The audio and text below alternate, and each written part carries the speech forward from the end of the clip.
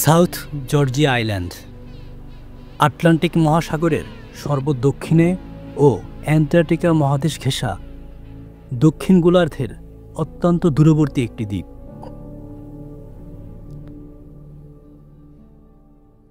এই দ্বীপ খাড়া তুষারাবৃত পাহাড় দ্বারা পরিবেষ্টিত। এর পশ্চিম দিক পূর্ব দিকের তুলনায় বেশি দুর্যোগপূর্ণ।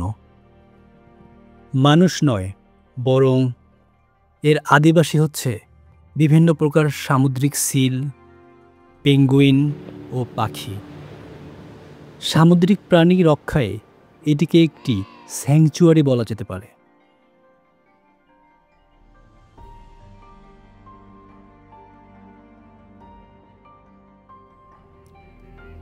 প্রতি বছর পর্যটক, বিজ্ঞানী ও গবেষকরা এ দ্বীপ ভ্রমণ করে থাকেন।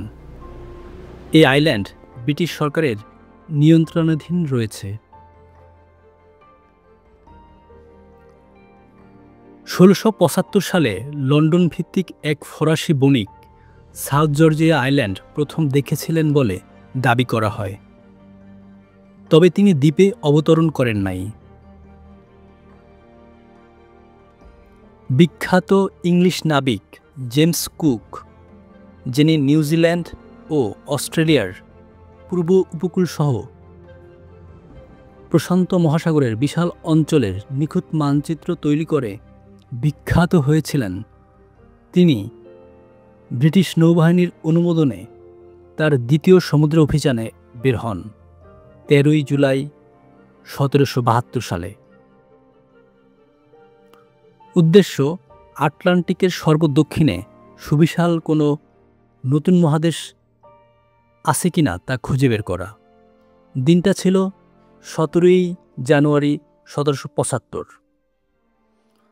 উঁচু উঁচু ঢেউ এবং ঘন কুয়াশার ভেতর থেকে জাহাজের নাবিকরা ঝাপসা বরফ আচ্ছাদিত খাড়া পর্বতভূমি দেখতে পান। আন্দাজ করেন হয়তো সেই দক্ষিণের কোনো মহাদেশ খুঁজে পেয়েছেন। তারা জাহাজেই অবস্থান করেন এবং তীর ঘেঁষে জাহাজ চালাতে থাকেন। টেলিস্কোপে চোখ রেখে পর্যবেক্ষণ করেন কোনো মনুষ্য বসতি আছে কিনা, নিশ্চিত হতে চেষ্টা করেন। সমুদ্রে প্রচণ্ড স্রোত, অস্থির ঢেউ, সেই সাথে কনকনে ভারী ঠান্ডা বাতাস।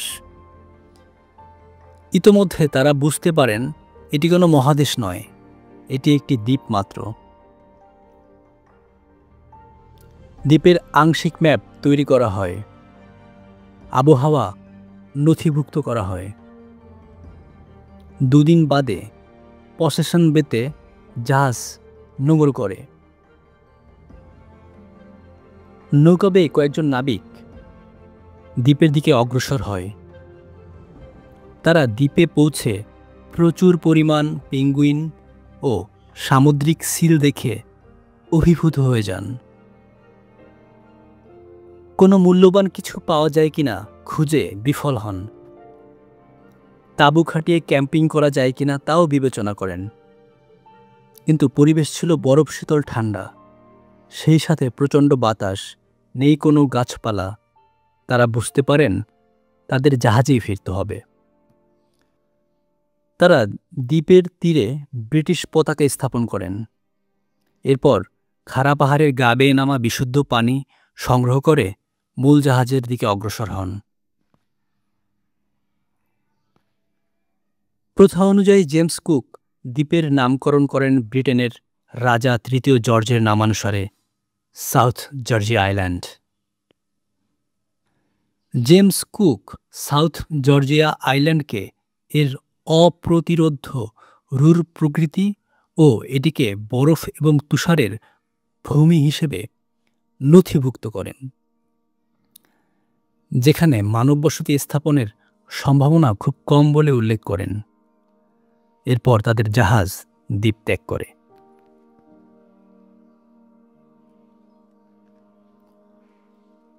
(১৭৭৫ সালে ক্যাপ্টেন জেমস কুক দ্বীপটি আবিষ্কারের পরপরই ব্রিটিশ এবং আমেরিকান সিল শিকারীরা সাউথ জর্জিয়া দ্বীপে হুমড়ি খেয়ে পড়ে।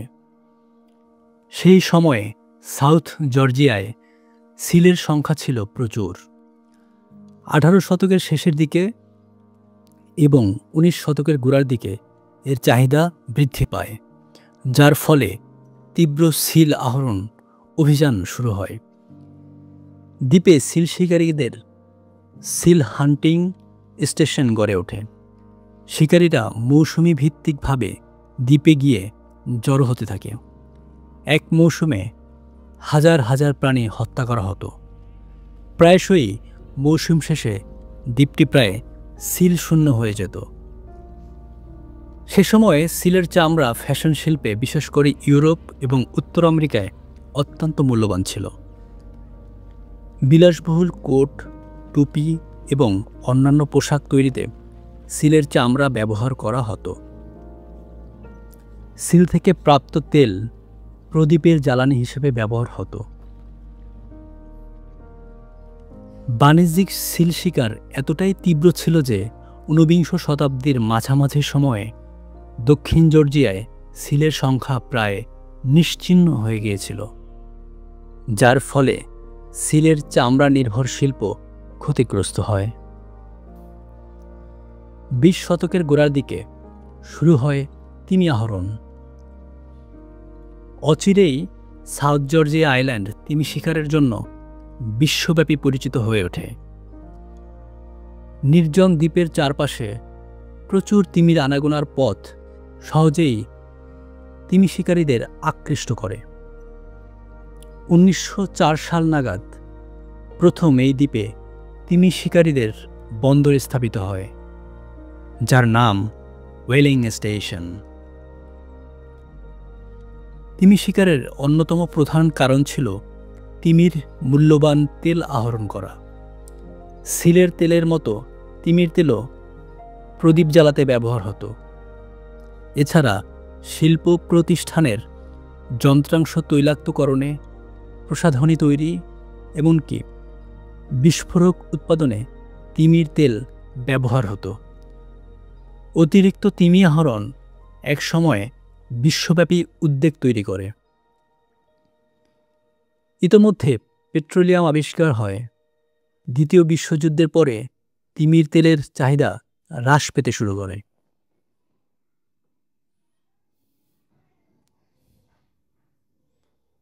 শুধু তিমি ও সিল শিকারীরা ভিড় করেছেন এই দ্বীপে তাই নয়, আর্নেস্ট শেকলটনের মতো অভিযাত্রীদের পদচারণা ঘটেছে এখানে।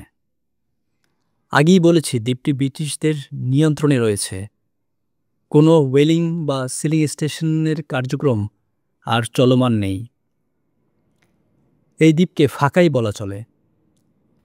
এখানে পরিকাঠামো বলতে কিছু বৈজ্ঞানিক ল্যাব, পর্যবেক্ষণ বুথ, একটি ছোট জাদুঘর ও একটি পোস্ট অফিস আছে। 10 থেকে 12 জন রাতে থাকার ব্যবস্থাও আছে এখানে। তবে সেখানে কেবল বিজ্ঞানী, গবেষক, জাদুঘর ও পোস্ট অফিসের কর্মীরা চাইলে রাত যাপন করতে পারে। ট্যুরিস্টরা বেড়াতেও আসতে পারে এ দ্বীপে, তবে নির্দিষ্ট মৌসুমে। ট্যুরিস্ট কয়েক ঘন্টার জন্য দ্বীপে অবস্থান করতে পারে।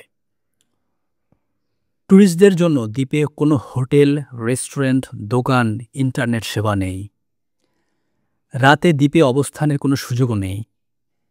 এখানে সামুদ্রিক প্রাণীদের কঠোরভাবে সুরক্ষাও প্রদান করা হয়ে থাকে। দ্বীপে ট্যুরিস্টদের বেশ কিছু নিয়ম মেনে চলতে হবে তার স্বল্প সময়ে অবস্থান করতে হলেও।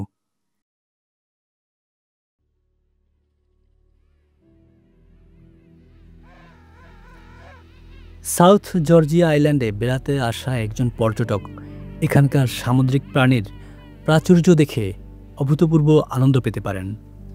এখানে রয়েছে এলিফ্যান্ট সিল, কিং পেঙ্গুইন, পৃথিবীর সবথেকে বৃহৎ সামুদ্রিক পাখি আলবাট্রস সহ অনেক পাখির আবাসস্থল। এখানে পাহাড়ি পথে হাইকিং করার সুযোগ রয়েছে। দ্বীপের উপকূলীয় জলে হামপ্যাক ওয়েল ও ব্লু ওয়েল দেখতে পাওয়া যায়।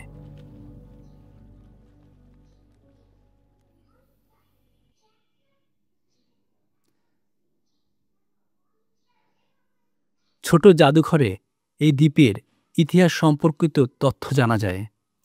ভিজিটররা পুরনো জরাজীর্ণ ওয়েলিং স্টেশন ও সিলিং স্টেশনের ধ্বংসাবশেষ দেখতে পাবেন এখানে।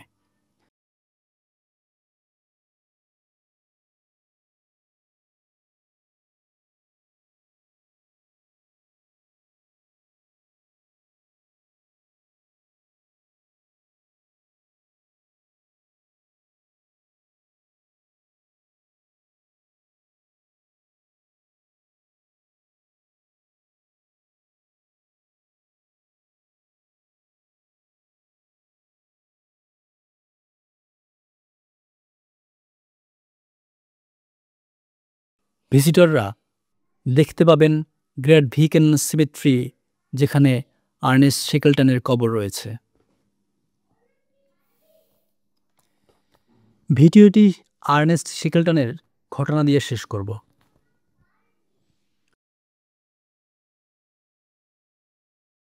আর্নেস্ট শেকলটনের নেতৃত্বে ২৮ জন অভিযাত্রী দ্য ইম্পেরিয়াল ট্রান্স অ্যান্টার্কটিক এক্সপিডিশনে এসেছিলেন, কিন্তু দুর্ভাগ্যক্রমে তাদের জাহাজ অ্যান্টার্কটিকা উপকূলে বরফে আটকে থেকে থেকে ডুবে যায়। ৪০০ দিনের অধিক সময় ধরে তারা অ্যান্টার্কটিকার বরফের উপর ভেসেছেন, কেউ তাদের রেস্কিউ করতে আসে নাই। ২৪ এপ্রিল এলিফ্যান্ট আইল্যান্ড থেকে যাত্রা শুরু করে ১৯১৬ সালের ৮ মে গভীর রাতে আর্নেস্ট শেকলটন ও তার ৫ জন সহযাত্রী ১৬ দিন উত্তাল, ঝড়বিক্ষুব্ধ ও শীতল দক্ষিণ আটলান্টিকের ৮০০ মাইল সমুদ্রপথ পাড়ি দিয়ে সাউথ জর্জিয়ার ঝড়বিক্ষুব্ধ পশ্চিম উপকূলের কিং হাকন বেতে এসে পৌঁছেছেন।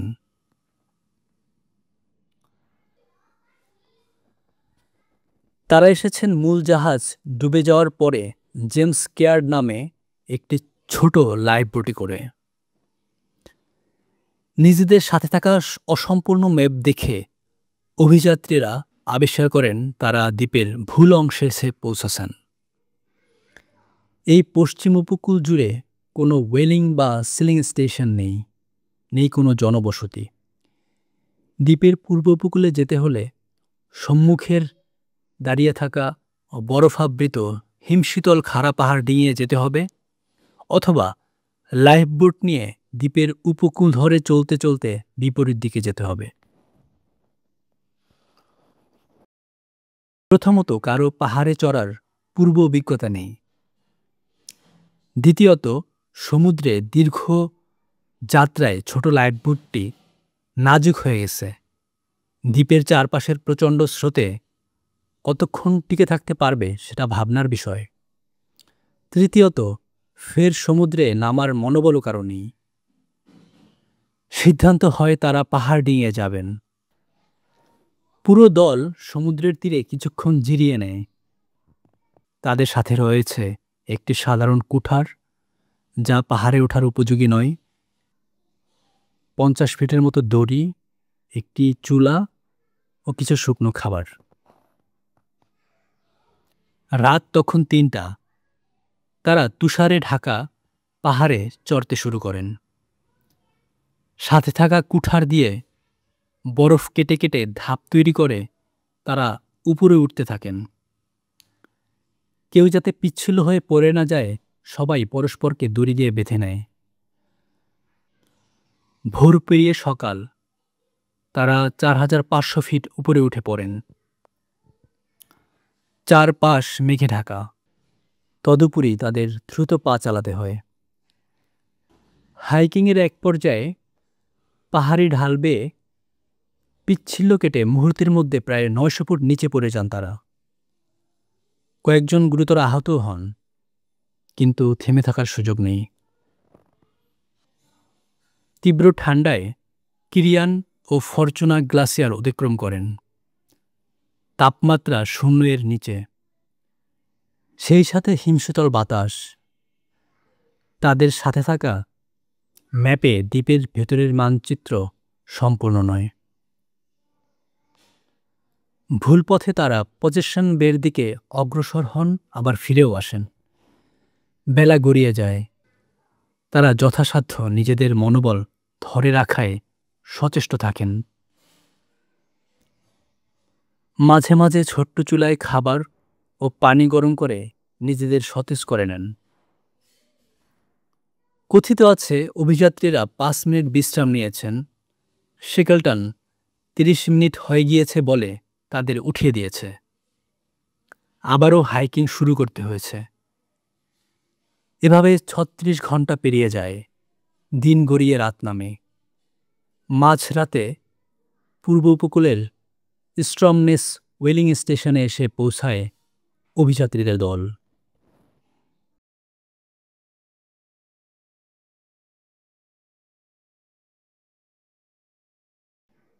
এরপরে হুইলিং স্টেশনের সাহায্য নিয়ে শেকলটন আবারও 800 মাইল দূরে এলিফ্যান্ট আইল্যান্ডের দিকে যাবেন। সেখানে আটকে আছে তাদের আরও 22 অভিযাত্রী, কিন্তু উদ্ধার করা সম্ভব হবে না।